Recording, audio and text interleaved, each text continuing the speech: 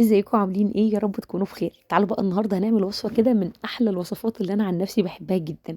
هنعمل النهارده المسخن بطريقه حلوه قوي وطعمه يجنن وما بياخدش وقت خالص. تعالوا نشوف عملناه ازاي مع بعض. اول حاجه انا عندي دبابيس من الفراخ غسلها كويس جدا، ملح وفلفل بقى ودقيق. عندي تقريبا حوالي نص كيلو من البصل مقطعه جوليان زي ما انتم شايفين بس بحجم كبير شويه. عندي بقى تقريبا حوالي ربع كوبايه من زيت الزيتون، وزيت الزيتون مهم جدا في الوصفه بتاعتي. بدات اضيف زيت الزيتون مع معلقتين كبار من السماق.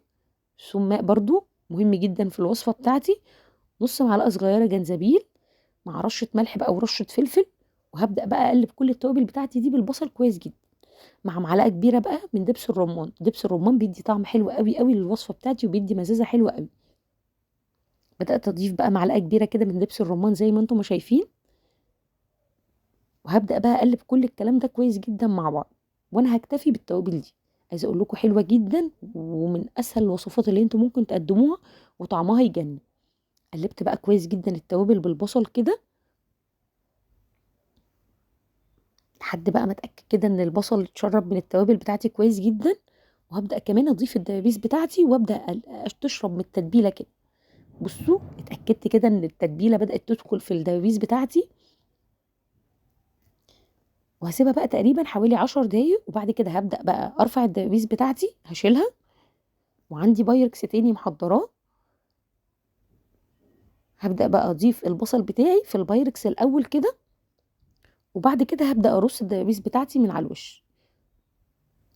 الوصفة دي على فكرة ما بتعتمدش على دبابيس الفراخ، احنا ممكن نقدر نستغنى عن دبابيس الفراخ ونستخدم اوراق كاملة، او ممكن نستخدم فرخة برضو كاملة ونقطعها 8 اجزاء. اللي انتوا بتفضلوه ممكن تعملوها بيه.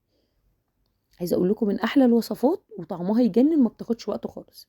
رصيت بقى الدبابيس بتاعتي وبدأت اغلفها بورق الزبدة وورق الفويل عشان تستوي كويس جدا. وشغلة الفرن بتاعي على درجة حرارة 200. هبدأ بقى ادخلها الفرن بتاعي تقريبا حوالي ساعة. ممكن اول ما تيجي كده يعني ساعة الا ربع ممكن نبص عليها نتأكد لو هي استوت او محتاجة تاخد تسوية تاني.